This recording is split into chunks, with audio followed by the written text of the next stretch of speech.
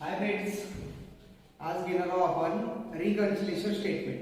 काय घेणार आहोत? Reconciliation statement. ठीक आहे.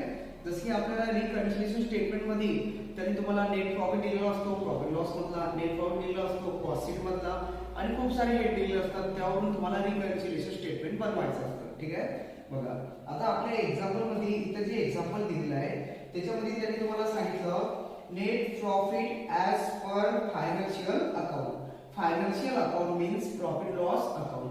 आपल्याला याच्यामध्ये जो नेट प्रॉफिट दिला असतो एक कॉस्ट शीटचा दिला असतो आणि एक प्रॉफिट लॉसचा. परत खाली दिलं net profit as per cost account. जसे की आपल्याला दिसत आहे net profit as per cost account. Cost अकाउंटचा net profit as per cost account हा जो नेट प्रॉफिट आहे हा आपल्याला लिहावा लागतो कॉस्ट शीट मधला. तो नेट प्रॉफिट दिला 76,760. इथं 76,760. ठीक आहे. 76,760 दिला. त्यानंतर त्याने दिलं तुम्हाला net profit as per financial account. Financial account म्हणजे पी अँड एल अकाउंटचा. इथं लिहितो पी अँड एलचा net profit P and L N P. तो दिलेला आहे आपल्याला 79,480. हा इथं याच्यासाठी लिहिला की हा नेट प्रॉफिट आपला मॅच व्हायला पाहिजे. काय व्हायला पाहिजे? हा नेट प्रॉफिट खाली जो नेट प्रॉफिट काढू आपण तो आपला आन्सर एवढा यायला पाहिजे. याच्यामध्ये तुम्हाला दोन नेट प्रॉफिट दिले असतात, एक हा कॉस्ट शीट मधला आणि हा प्रॉफिट लॉस मधला. आपला जो रिकन्सिलिएशनचा नेट प्रॉफिट येतो हा इथं काय व्हायला पाहिजे? मॅच व्हायला पाहिजे. ठीक आहे. असो बघा, मग आता समोर दिलेला आपल्याला factory overhead under recover in cost sheet. आता हे हेड लिहायचे पहिले आपल्याला इथं कॉस्ट शीटचा नेट प्रॉफिट लिहिला आपण. त्यामध्ये कंपल्सरी प्लसचे हेड वरती आणि मायनसचे हेड खाली. मग आता प्लसच्या हेड मध्ये काय असेल? प्लस मध्ये expenses over charge in cost sheet. आपल्याकडे कॉस्ट स्टेटमेंट असतं. काय असतं? कॉस्ट स्टेटमेंट किंवा कॉस्ट अकाउंट म्हणतो आपण त्याला. आणि पी आणि एल अकाउंट फायनान्शियल अकाउंट म्हणतात. याच्यामध्ये सपोज जर कॉस्ट शीट मध्ये 10,000 अमाउंट आहे आणि इथं 20,000 अमाउंट आहे. कॉस्ट शीट मध्ये अमाउंट काय झाली? लेस झाली, कमी झाली, म्हणून याला इथं म्हणतात अंडर चार्ज. काय म्हणतात त्याला? Under charge. इथं अमाउंट वाढली म्हणून याला काय म्हणतात? Over charge. ओके. आता जर समजा याच्या ऑपोजिट सांगायचं झालं तर सपोज इथं डिप्रिशिएशन आहे, हा डिप्रिशिएशन हा अंडर चार्ज झाला, इथं ओव्हर चार्ज झाला. इथं फॅक्टरी एक्सपेन्सेस आहे. कशाचा? Factory expenses. फॅक्टरी एक्सपेन्सेस इथं 15,000 आहे आणि इथं 8,000 आहे. तर फॅक्टरी एक्सपेन्सेस इथं कॉस्ट शीट मध्ये जास्त आहे, कॉस्ट अकाउंट मध्ये जास्त आहे, म्हणून इथं ओव्हर चार्ज झाला आणि इथं काय झाला? अंडर चार्ज झाला. ओके. तर असं कंपेअर करून आपल्याला गणित सॉल्व्ह करायचं आहे. आता इथं काय दिलेलं आहे तरी बघा, factory overhead under recover in cost account. Cost account मध्ये इथे काय झालं? अंडर रिकवर झालं. अंडर रिकवर म्हणजे expenses under charge in cost account. म्हणून इथे लिहायला लागेल आपल्याला first number factory overhead under charge cost account. Cost account मध्ये अंडर चार्ज झालं. किती अंडर चार्ज झालं? 5,900. ठीक आहे. त्यानंतर समोर दिलं जाईल तुम्हाला administrative overhead over charge in cost account. Cost account मध्ये आता ओव्हर चार्ज झालं. ओव्हर चार्ज झालं म्हणजे जास्त झालेलं आहे, म्हणून ओव्हर चार्ज हेडिंग काय आपल्याकडे? Expenses over charge in cost account. मग त्यांनी तेच सांगितलं आपल्याला. काय सांगितलं की तुमच्याकडे जो ऍडमिनिस्ट्रेटिव्ह ओव्हरहेड आहे तो काय झाला? ओव्हर चार्ज झाला. ऍडमिनिस्ट्रेटिव्ह ओव्हरहेड म्हणजे ऑफिस ओव्हरहेड म्हणतो आपण त्याला. ऑफिस ओव्हरहेड हा जास्तीचा झालेला आहे म्हणून ओव्हर झाला, म्हणून वरती. ठीक आहे. इथं ऑफिस किंवा आपण त्याला ऍडमिनिस्ट्रेटिव्ह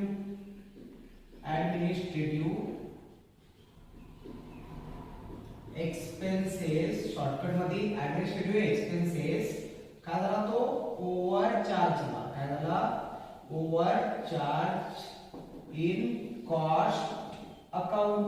कॉस्ट अकाउंट मध्ये ओव्हर चार्ज झाला. किती ओव्हर चार्ज झाला? 6,250. 6250. ओके. त्यामुळे तो वरती लिहिला. अंडर चार्ज झाला, कमी झाला तर खाली, ओव्हर चार्ज झाला तर वरती. आणि जर इन्कम असेल, इन्कम जर अंडर चार्ज झालं, इन्कम कमी झालं तर वरती, इन्कम जर वाढलं तर खाली. सरळ सरळ एक्सपेन्सेस ओव्हर झाला तो वरती प्लस मध्ये, ओके. आणि इन्कम जर अंडर झालं म्हणजे काय झालं, इथं ओव्हर म्हणजे जास्त आणि अंडर मीन्स काय कमी, तर तो काय करायचा वरतीच लिहायचा, ठीक आहे, प्लस मध्ये. या दोघांच्या ऑपोजिट जर आपल्याकडे एक्सपेन्सेस काय झाला अंडर झाला, अंडर मीन्स कमी, तर तो मायनस करायचा.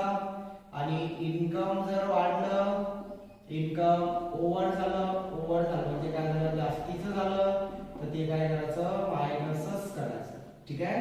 वरती इन्कम कमी एक्सपेंडिचर जास्त, प्लस मध्ये इन्कम कमी इन्कम कमी एक्सपेन्सेस जास्त, तर खाली एक्सपेन्सेस कमी आणि इन्कम जास्त, ओके. बघा आता काय दिलेलं आहे आपल्याला त्यांनी, फॅक्टरी ओव्हरहेड झालं आपल्याकडे, ऍडमिनिस्ट्रेटिव्ह पण झालं. आता depreciation charge in financial account म्हणजे तुमच्याकडे डिप्रिशिएशन दिलेलं आहे, काय दिलेलं आहे डिप्रिशिएशन, तो कशामध्ये दिला फक्त फायनान्शियल अकाउंट मध्ये. सपोज बघा इथं नाव लिहिलेलं आहे आपण डिप्रिशिएशन दिलेलं आहे त्यांनी तुम्हाला. डिप्रिशिएशन फक्त फायनान्शियल अकाउंट म्हणजे प्रॉफिट लॉस मध्ये दिलेला आहे. प्रॉफिट लॉस मध्ये डिप्रिशिएशन दिला त्याने तुम्हाला 1880. इथं काहीच नाहीये म्हणजे इथं काय झाला अंडर चार्ज झाला. कॉस्ट मध्ये डिप्रिशिएशन हा एक्सपेंडिचर आहे म्हणून इथं सरळ सरळ इथे लिहू आपण second number depreciation under charge, depreciation under charge in cost account. कमी झाला म्हणून डायरेक्ट अंडर चार्ज. किती रुपये अमाउंट कमी झालेले डिप्रिशिएशन 1880, ओके.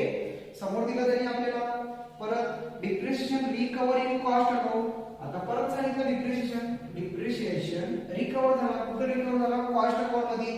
कॉस्ट मध्ये अमाउंट दिली आहे त्यांनी तुम्हाला 2450. इथं काहीच नाहीये म्हणजे इथं आहे म्हणजे काय झाला तो ओव्हर चार्ज, ओके. आपण फक्त कंपेअर कुठे करतो कॉस्ट शीट मध्ये, प्रॉफिट लॉस मध्ये कंपेअर करायचं नाही, ठीक आहे. मग कॉस्ट शीट मध्ये एक्सपेन्सेस वाढला म्हणून एक्सपेन्सेस ओव्हर चार्ज म्हणजे प्लस मध्ये जाणार ते. इथं depreciation over charge in cost account, okay. Depreciation काय झाला ओव्हर चार्ज झाला. किती ओव्हर चार्ज झाला 24250, 4250 रुपये. आता समोर दिलं income tax provide in financial account. आता तुम्ही काय केलं इन्कम टॅक्स पेड केला म्हणते. इन्कम टॅक्स इथे लिहू आपण, काय पेड केला आपण इन्कम टॅक्स पेड केला. कुठं पेड केला फायनान्शियल अकाउंट मध्ये tax paid.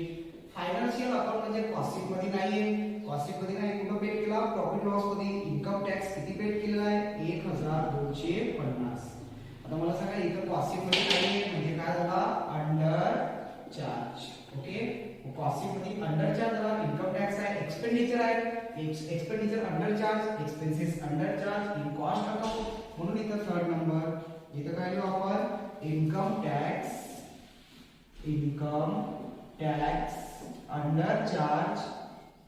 Under charge cost account. किती रुपयाने अंडर चार्ज झाला कमी झाला 1250, 1250, ठीक आहे. त्यानंतर समोर दिलेलं आहे त्यांनी आपल्याला bank interest credit in financial account. आता क्रेडिट आहे म्हणजे आपल्यासाठी इन्कम आहे. बँक इंटरेस्ट क्रेडिट झालं जमा झालं. फायनान्शियल अकाउंट म्हणजे प्रॉफिट लॉस अकाउंट मध्ये. इथे लिहू आपण बँक इंटरेस्ट मीन्स सपोज व्याज, ठीक आहे. सपोज इंटरेस्ट तुमच्याकडे काय झालेलं आहे क्रेडिट झालं ते पण त्याची अमाउंट दिली त्यांनी 1250. हे कुठं क्रेडिट झालं हे झालेलं आहे प्रॉफिट लॉस मध्ये. कॉस्ट शीट मध्ये आहे का नाही, कॉस्ट शीट मध्ये अंडर चार्ज झालं आपल्याला एवढं माहिती आहे. परंतु आता हे इन्कम आहे, काय आहे इन्कम. इन्कम बघावं लागेल. इन्कम आपल्याकडे income under charge in cost account म्हणजे कशाचा पॉइंट आहे तो प्लसचा, ठीक आहे. वरती परत इथं थर्ड नंबर काय ते इन्कम काय bank interest under charge. Income कमी झालं कॉस्ट शीट मध्ये म्हणून bank interest under charge in cost account. किती रुपयाने अंडर चार्ज झालं कॉस्ट अकाउंट मध्ये 1250. इथं 1,250. ओके, त्यानंतर समोर दिलेलं आहे त्यांनी तुम्हाला loss due to theft in financial account only, म्हणजे माल एकतर चोरीला गेला किंवा तुमचा चोरीपासून काय झाला, लॉस झाला. कुठे लॉस झाला, फक्त आणि फक्त फायनान्शियल अकाउंट मध्ये. Financial account means profit loss account. इथं लॉस थेफ्ट, चोरीपासून काय झाला, लॉस झाला. किती रुपयाचा, 780, 780 रुपयाचा फक्त फायनान्शियल अकाउंट मध्ये 780. इथं कॉस्ट शीट मध्ये काहीच नाही, कॉस्ट शीट कमी झाली म्हणजे कॉस्ट शीट मध्ये व्हॅल्यू नाहीये, म्हणजे कॉस्ट शीट काय झालं, अंडर चार्ज झालं. आता हा लॉस आहे, लॉस एक्सपेन्सेस आहे, एक्सपेन्सेस हा लॉस आहे, एक्सपेन्सेस आहे, एक्सपेन्सेस अंडर चार्ज झाला. त्यामुळे expenses under charge in cost account. कुठे जाणार तो ट्रान्झॅक्शन, मायनस मध्ये, 4th नंबर मध्ये loss by theft under charge, loss by theft under charge in किंवा direct under charge cost account. जरा लक्षात येईल का विद्यार्थ्यांनो, असेल तर कमेंट्स करा. ठीक आहे, loss theft under charge in cost account. Account मध्ये दिलेला आपल्याला किती रुपयाची प्राइस आहे, 780, 780. ठीक आहे, त्यानंतर सर्वात लास्टचा ट्रान्झॅक्शन दिलेला आहे, interest received but not including cost account. Interest received आहे, रिसीव्ड मीन्स काय, इन्कम आहे आपल्यासाठी. रिसीव्ड जे काय असेल ते इन्कम राहते, इन्कम आहे इंटरेस्ट. इंटरेस्ट रिसीव्ड इथे लिहू आपण, परत इंटरेस्ट रिसीव्ड. हे कॉस्ट शीट आहे सपोज आणि प्रॉफिट लॉस आहे. आपल्याकडे इंटरेस्ट रिसीव्ड प्रॉफिट लॉस मध्ये 780 रुपयाचं भेटलं, सेम एवढीच प्राइस आहे त्याची पण. ठीक आहे, इंटरेस्ट रिसीव्ड कॉस्ट शीट मध्ये नाहीये म्हणजे कॉस्ट शीट मध्ये काय झालं, ते अंडर चार्ज झालं. मीन्स काय झालं, कॉस्ट शीट मध्ये कमी झालेलं आहे. ठीक आहे, कमी झालं म्हणजे इन्कम आहे, तर इन्कम कमी झालं तर कुठे लिहितो आपण ते बघावं लागेल आपल्याला. बघा, income under charge in cost account. जर इन्कम वाढलं असतं कॉस्ट शीट मध्ये तर आपण खाली लिहिलं असतं income over charge in cost account. इथं 4th नंबरचं ट्रान्झॅक्शन इन्कम आहे म्हणजे काय, इंटरेस्ट आहे, इंटरेस्ट रिसीव्ड. इंटरेस्ट रिसीव्ड हे इन्कम असते आपल्यासाठी, म्हणून इथं इंटरेस्ट रिसीव्ड काय झालं, ते अंडर चार्ज झालं. इथं under charge in cost account. Cost account मध्ये काय झालं, ते अंडर चार्ज झालं. किती रुपयाने, 780, 780. इथे लिहिले आपण 780. याप्रमाणे संपूर्ण ट्रान्झॅक्शन संपले. परत इथं सांगतो, त्यांनी सांगितलं फॅक्टरी ओव्हरहेड अंडर चार्ज झालं म्हणून आपण अंडर मध्ये लिहिलं फॅक्टरी ओव्हरहेड. ठीक आहे, समोर सांगितलं त्यांनी तुम्हाला ऍडमिनिस्ट्रेटिव्ह ओव्हरहेड ओव्हर चार्ज झालं, त्यांनी डायरेक्ट सूचना सांगितली म्हणून ऍडमिनिस्ट्रेटिव्ह ओव्हरहेड ओव्हर चार्ज मध्ये प्लस मध्ये लिहिलं. त्यानंतर त्यांनी सांगितलं आपल्याला depreciation charge financial account, depreciation फक्त फायनान्शियल अकाउंट मध्ये होता, कॉस्ट शीट मध्ये नव्हता, म्हणून तो काय झाला, अंडर चार्ज झाला. कारण कॉस्ट शीट मध्ये असता तो काय झाला असता, ओव्हर चार्ज. त्यानंतर depreciation recover in cost account. Cost account मध्ये डिप्रिशिएशन आहे म्हणून वरती लिहिला आपण, ओव्हर चार्ज झाला तो. ठीक आहे, त्यानंतर समोर दिला आपल्याला त्यांनी income tax provide. Income tax फक्त आणि फक्त फायनान्शियल अकाउंट मध्ये दिला म्हणजे अंडर चार्ज झाला तो, कॉस्ट शीट मध्ये नाही दिला त्यामुळे अंडर चार्ज. त्यानंतर समोर दिला आपल्याला त्यांनी बँक इंटरेस्ट क्रेडिट झालं प्रॉफिट लॉस मध्ये. प्रॉफिट लॉस मध्ये इंटरेस्ट आहे, इंटरेस्ट क्रेडिट म्हणजे इन्कम आहे, प्रॉफिट लॉस मध्ये इन्कम आहे, कॉस्ट शीट मध्ये नाहीये. कॉस्ट शीट मध्ये नाहीये म्हणजे इन्कम अंडर चार्ज झालं, इन्कम अंडर चार्ज आहे म्हणून वरती bank interest under charge in cost account. त्यानंतर समोर दिलं त्यांनी तुम्हाला लॉस ड्यू थेफ्ट, चोरीपासून काय झालं, लॉस झालं, नुकसान झालं. ठीक आहे, कुठं परंतु फायनान्शियल अकाउंट. फायनान्शियल अकाउंट मध्ये लॉस झाला म्हणजे कॉस्ट शीट मध्ये नाहीये म्हणून expenses under charge in cost sheet. इथं घेतला आपण loss by theft under charge cost account. ठीक आहे, त्यानंतर समोर दिलं त्यांनी आपल्याला इंटरेस्ट रिसीव्ड, इन्कमचा पॉइंट आहे, interest received but not included cost account. Cost account मध्ये इन्क्लूड नाहीये म्हणजे इंटरेस्ट काय झालं, इन्कम अंडर चार्ज झालं कॉस्ट शीट मध्ये, म्हणून इथे दिलं interest received under charge in cost account 780. आता काय करू आपण, सर्वात पहिले या प्लसची टोटल करू. आपण इथं वरच्या टोटल मध्ये प्लस करू दे. प्लसची टोटल आणि संपूर्ण याची टोटल इथे 10,650. इथं प्लस केले आपण, प्लस केल्यानंतर खाली राहतात ते 87,000 410. ओके, 87,410 मधून परत आता या मायनसची प्लस करायला लागेल आपल्याला पहिल्या कॉलम मध्ये आणि सेकंड कॉलम मध्ये ते काय करू आपण मायनस करू. मायनसची टोटल आली 7,930. 7,000 सॉरी एक मिनिट, ही टोटल चेंज आहे बघा. इथं टोटल दिलेली आहे आपल्याला त्यांनी, या साईडला आपण टोटल करू. इथं बघा टोटल चेंज आहे ती मध्ये प्रिंटिंग मिस्टेक दिलेला आहे त्यांनी. टोटल करू आपण बघा. इथं टोटल देता वेळेस काय दिलेलं आहे आपल्याला टोटल मध्ये त्यांनी सांगितलं जे टोटल बुक मध्ये दिलेलं आहे त्याच्यामध्ये प्रिंटिंग मिस्टेक आहे, त्यामुळे आपण त्यामध्ये टोटल नाही घेतली. बघा म्हणून आपण टोटल करू. इथं सेपरेट टोटल करता वेळेस इथं 6,250 6,250 प्लस त्यानंतर दिला आपल्याला 4250 प्लस नंतर दिला 1250 प्लस 780. टोटल आली आपल्याकडे 12,530.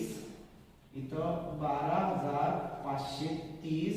यामध्ये वरची संख्या प्लस करू आपण. वरची संख्या आहे 76,760. खाली राहिले आपल्याकडे 89,290. आता याच्यामधून आपण प्लस मायनसची टोटल करू आणि त्या टोटलला काय करू आपण मायनस करू.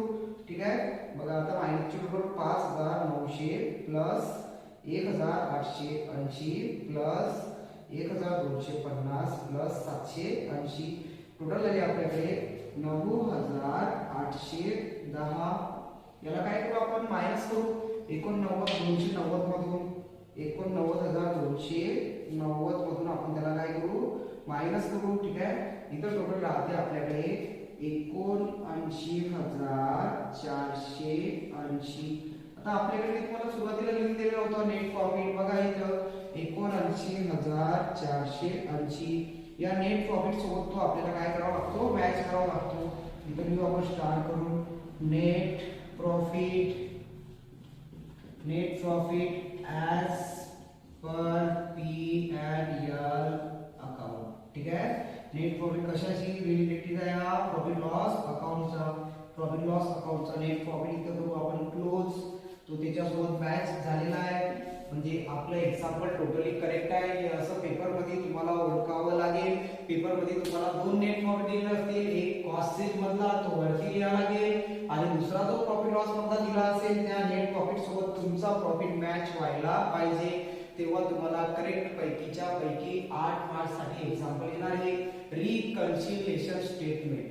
ओके, व्हिडिओ आवडल्यास व्हिडिओला लाईक करा, सबस्क्राइब करा. चॅनलवरती नवीन असाल तर चॅनलला सबस्क्राइब करून ठेवा. धन्यवाद.